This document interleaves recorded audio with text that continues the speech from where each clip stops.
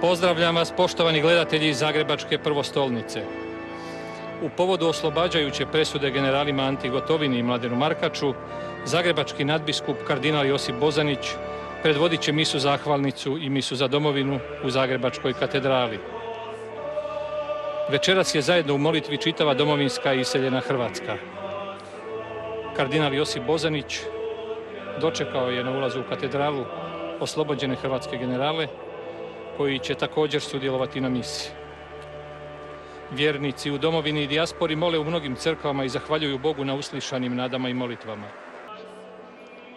Osim što su se građani čitavoga dana okupljali na trgovima po svim hrvatskim gradovima, večeras se okupljaju na misama. Moli se diljem Hrvatske.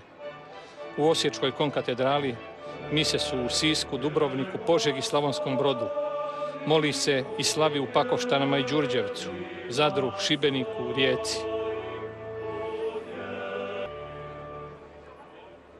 U svojem osvrtu na aktualnu situaciju u iščekivanju drugostupanjske presude hrvatskim generalima, Hrvatska biskupska konferencija ističe da smo tijekom posljednjih 2 desetljeća hrvatske suverenosti prolazili kroz mnoštvo teških trenutaka koje smo kao vjernici promatrali u svjetlu vjere i povijesti spasenja, sa zahvalnošću svima, osobito hrvatskim braniteljima koji su žrtvovali svoje živote za slobodu naše domovine.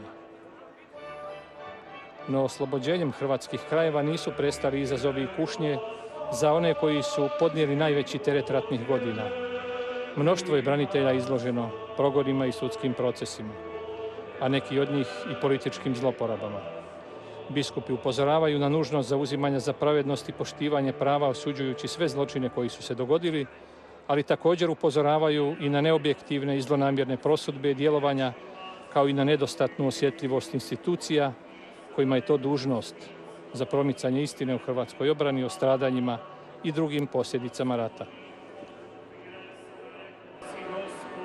Vojni ordinarijat u Republici Hrvatskoj uputio je izjavu povodom oslobađajuće presude generalima Anti Gotovini i Mladenu Markaču. Radujemo se s nacijom, dijelimo sreću njihovih obitelji. Našim slobodnim generalima iskazujemo zahvalnost i želimo da sačuvaju snagu mira i povezanosti s Bogom, kako bi sada u miru pridonijeli izgradnji ove zemlje za koju su toliko trpjeli tijekom i nakon Domovinskog rata. Onima kojima je na srcu dobro mira za sve narode, istina i pravednost, moraju biti polazište, put i doseg, kaže se u izjavi. Napominje se i kako je vojni ordinarijat od svog osnutka neprekidno i postojano svjedočio o pravednom obrambenom ratu Republike Hrvatske, koji se odvijao od 1991. do 1995. godine. Biskup Juraj Jezerinac. Tu je i vojni ordinarij u Bosni i Hercegovini, monsignor Tomo Vukšić. Nazočni su i brojni svećenici, te naravno brojni vjernici, branitelji i prijatelji oslobođenih generala.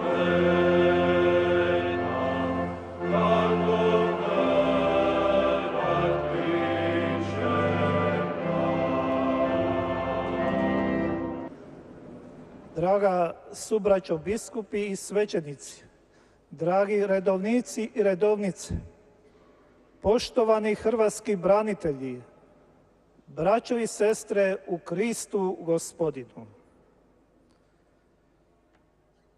Tijekom mjeseci i godina koje su za nama, osobito tijekom jučerašnjeg dana, u noći bdjenja i u jutru iščekivanja, upućivali smo svoje molitve Bogu, otvarajući srce njegovoj volji i moleći blizinu i snagu našim generalima. Naviknuti na razne udarce, pa i one koje duša teško podnosi, susreli smo dodir Božje prisutnosti, te osjetili dar koji pokreće srce i svaki osjećaj pretvara u radost i oblikuje u riječi: Bože, hvala ti.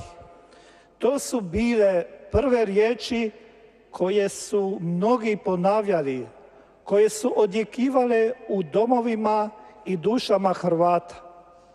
Jednako su to pokušale izraziti pjesničke riječi, melodije i zvuk zvona. A ipak, samo molitva to može obuhvatiti. I dok smo jučer sklapali ruke, palili svijeće, zajedno pjevali i molitvom povezali Hrvatsku, tinjala je u nama nada. Zbog toga nam je srce puno što ovdje u zajednici vjernika vidimo ostvarenu nadu zajedništva s našim generalima, gospodinom Antom Gotovinom i gospodinom Mladenom Markačem.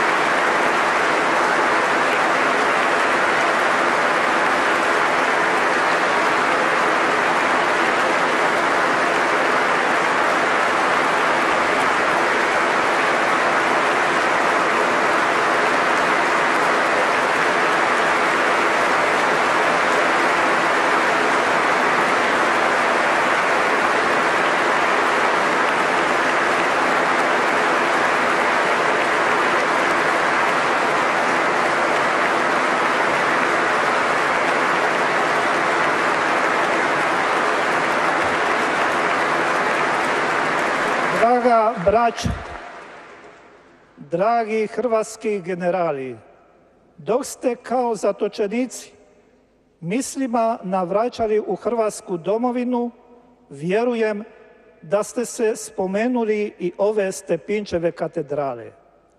I sada ste tu. Neka je blagoslovljen vaš povratak među nas.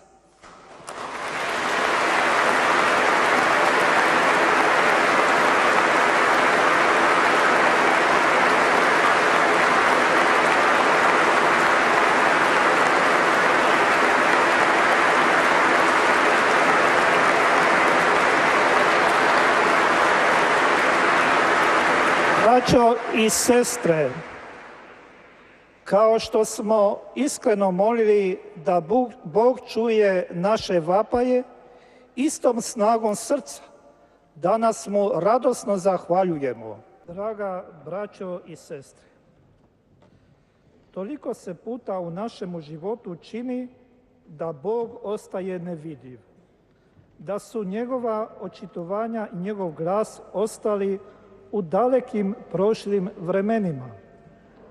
Ali danas smo dionici očitovanja njegove dobrote. Zato se večeras riječi proroka Izaije osjećaju posebno među nama. One su i naše riječi. Slavit ću ljubav Gospodnju, slavna djela njegova, za veliku dobrotu što nam je iskaza u svojoj samilosti, u obilju svoje ljubavi. Danas nam je pokazao da je Spasitelj u svim našim tjeskobama. Osjećali smo tegobe, klonuća i nemir. Osjećali smo malodušnost i nevjericu zbog toga što je istina bila toliko zanemarena, do mjere da budu žrtvovani nedužni.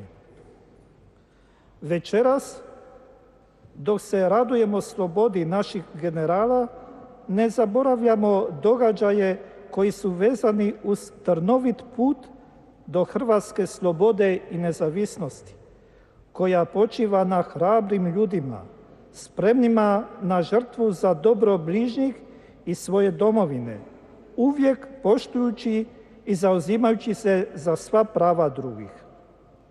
Spominjemo se početak oduševljenja i spremnosti hrvatskih ljudi da žive u slobodi poput drugih naroda. Večeras ne smijemo zaboraviti sve žrtve koje su ugrađene u našu radost, prinoseći molitvu za pokoj preminulih, među kojima na poseban način za prvoga hrvatskoga predsjednika doktora Franju Tuđmana.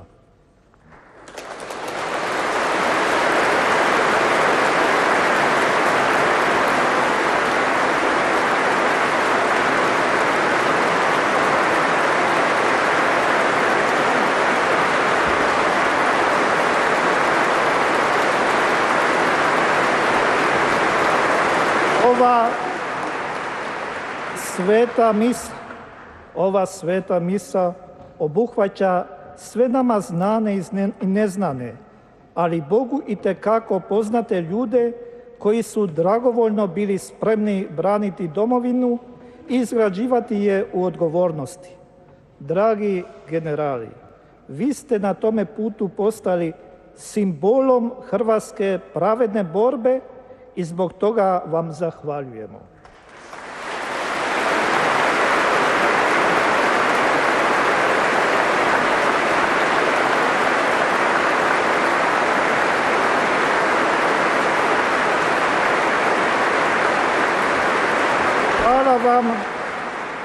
Hvala vam što ste svojim držanjem, svojim trpljenjem prepoznali da se u zatočeništvu ne nalazite sami.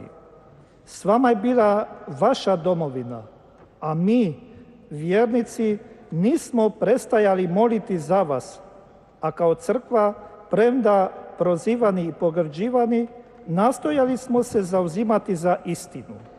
Hvala vam, jer ste mnogima postali primjerom zauzimanja i vrlina u koje se mogu ugledati osobito mladi naraštaji.